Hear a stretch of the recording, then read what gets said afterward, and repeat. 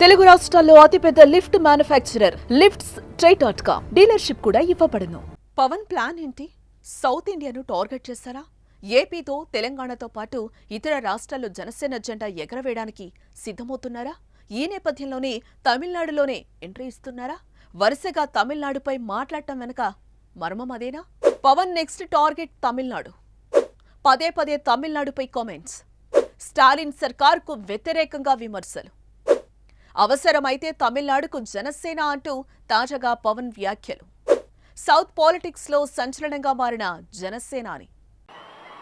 அச்சமில்லை அச்சமில்லை அச்சமென்பதில்லையே இச்சகத்து உள்ளுரெல்லாம் எதிர்த்து நின்று போதினும் அச்சமில்லை அச்சமில்லை అచ్చమెన్బదిల్లయే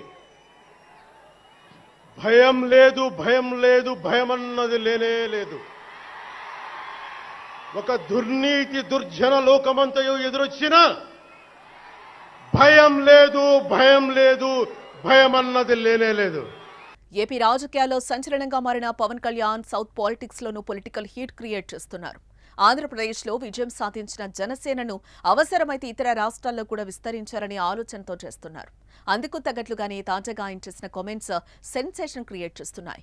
ఓ తమిళ ఛానల్కి ఇచ్చిన ఇంటర్వ్యూలో పవన్ మాట్లాడుతూ ప్రజల అభీష్టం మేరకు జరగాలనుంటే జనసేన ఖచ్చితంగా తమిళనాడులో అడుగు పెడుతుందని, పార్టీ పెట్టడం ముఖ్యం కాదని, నిలబెట్టుకోవడమే ముఖ్యమన్నారు.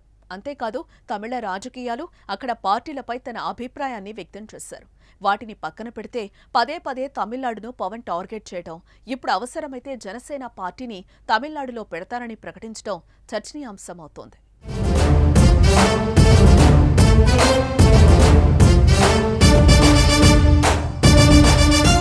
ఇటీవల పవన్ తరచూ తమిళనాడు రాజకీయాల గురించి మాట్లాడుతున్నారు. అన్నాడీఎంకే పార్టీకి మద్దతుగా, డీఎంకేకి వ్యతిరేకంగా తన గళాన్ని వినిపిస్తున్నారు. తిరుపతి లడ్డూ వివాదం సమయంలో సనాతన ధర్మం నినాదాన్ని ఎత్తుకున్న పవన్ తిరుపతి వేదికగా తమిళనాడు ఉప ముఖ్యమంత్రి ఉదయనిధి స్టాలిన్ కి వార్నింగ్ ఇచ్చారు. గతంలో సనాతన ధర్మంపై ఉదయనిధి స్టాలిన్ చేసిన వ్యాఖ్యలపై పవన్ స్పందిస్తూ తమిళంలో మాట్లాడారు.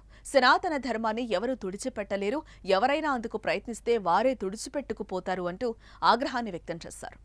ఈ మధ్యన ఒక యువ నాయకుడు అన్న మాటలు, సనాతన ధర్మం ఒక వైరస్, దాన్ని అంతం చేస్తాం. మీరు ఇలాంటి స్టేట్మెంట్స్ ఒక ఇస్లాం మీద జరిగితే వెంటనే దేశంలో ఉన్న కోర్టులన్నీ స్పందిస్తాయి, నిర్దాక్షిణ్యంగా శిక్షిస్తాయి. కానీ సనాతన ధర్మాన్ని బూతులు తిట్టండి, శ్రీరామచంద్రమూర్తిని పాదరక్షలతో కొట్టండి, అమ్మవారిని తిట్టండి, సరస్వతి అమ్మవారిని ఏదైనా చేయండి, ఒక్క కోర్టులు భయపడతాయి కోర్టులు కూడా. కాకినాడ ఆవిర్భావ సభలో కూడా తెలుగు, కన్నడతో పాటు తమిళంలోనూ స్పీచ్ ఇచ్చారు. అంతేకాదు తమిళనాడు ఎందుకు హిందీని బహిష్కరిస్తుంది? అలాంటి తరుణంలో తమిళ సినిమాలు హిందీలో డబ్ చేయడం కూడా మానేయండి.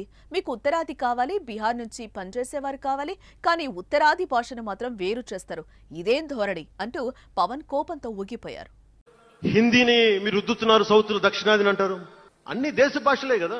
మన తమిళనాడులో తమిళ్ హిందీ రాకూడదు అంటుంటే నాకు అనిపించింది మనసులో ఒకటే, అప్పుడు తమిళ సినిమాల్ని హిందీలో డబ్ చేయకండి. డబ్బులేమో హిందీ నుంచి కావాలి, ఉత్తరప్రదేశ్ నుంచి డబ్బులు కావాలి, బీహార్ నుంచి డబ్బులు కావాలి, ఛత్తీస్గఢ్ నుంచి డబ్బులు కావాలి, కానీ హిందీ మాకు వద్దంటే అదే న్యాయం. పనిచేసే వాళ్ళందరూ మనకి బీహార్ నుంచి రావాలి, కానీ హిందీని ద్వేషిస్తానంటే ఎట్లా? ఇవన్నీ మారాలి కదా. తెలంగాణలో జనసేన ఉంది, ఎన్నికల్లో పోటీ చేసింది కూడా. కానీ పవన్ కళ్యాణ్ తెలంగాణ రాజకీయాలు, అక్కడి జనసేన పార్టీ విస్తరణ గురించి మాట్లాడిన దాఖలాలు లేవు. కానీ వీలు దొరికినప్పుడల్లా తమిళనాడు పాలిటిక్స్ పై, అక్కడ ప్రభుత్వాన్ని పవన్ టార్గెట్ చేయడం, ఇప్పుడు స్వయంగా అక్కడ సమయం వస్తే అక్కడ పార్టీ పెడతా అని ప్రకటించడం హాట్ టాపిక్ గా మారుతోంది.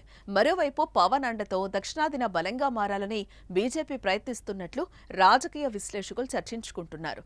ఈ నేపథ్యంలోనే బలమైన పునాది వేసే బాధ్యత పవన్ కళ్యాణ్కు అప్పగించిందని ఊహాగానాలు వినిపిస్తూనే ఉన్నాయి. అందుకే తన మాటలతో పవన్ తమిళనాడుకు దగ్గరవుతున్నారనే ఓ చర్చ కూడా జరుగుతోంది. మరి పవన్ తమిళనాడులో జనసేన పార్టీ పెడతారా? పార్టీ పెడితే సక్సెస్ అవుతుందా లేదా? కామెంట్ చేయండి.